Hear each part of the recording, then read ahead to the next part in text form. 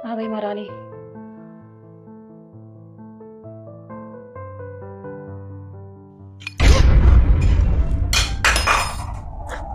तेरा दिमाग खराब है क्या? क्या क्या तूने? सारी साड़ी खराब कर दी मेरी, गवार कहीं की। भाभी मैंने जानबूझ के नहीं किया, वो चक्कर आ गई थी मुझे एकदम से, इसलिए गिर गया, माफ कर दीजिए। चक्कर आ रहा था? तुझे एक छोटा सा काम दिया था, तुझे उतने में चक्कर आना शुरू हो गया? हाँ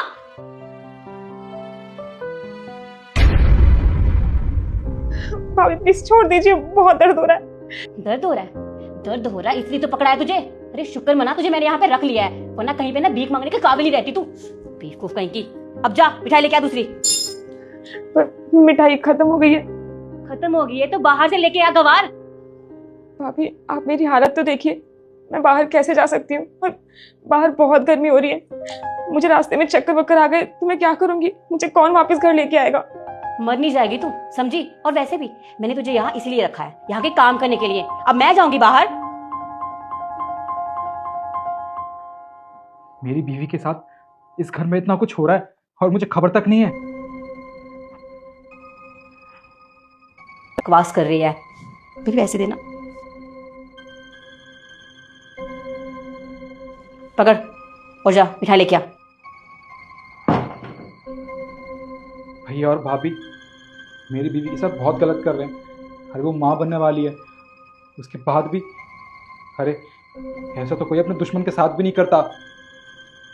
कोई बात नहीं, इन दोनों को तो मैं बताऊंगा।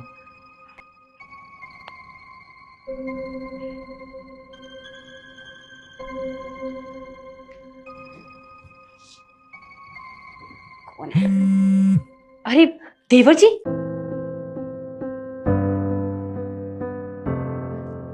देवर जी का कॉल है। आप कुछ बोलना मत, ठीक है? भाभी मेरी बात। चुप। और बकवास की ना तो मुझसे बड़ा कोई नहीं होगा, समझी? चुपचाप खड़ी रह। हेलो। हेलो भाभी, आप कैसी हो? मैं ठीक हूँ, आप बताइए आप कैसे हो? मैं भी ठीक हूँ। वो नव्या कैसी है? नव्या? नव्या आराम कर रही है। आप तो जानते ही हो ना उसकी तबीयत कितनी खराब रहती है, इसलिए मैंने उसे आराम करने के लिए भेज दिया, और बाकी काम तो मैं ही कर लेती हूँ।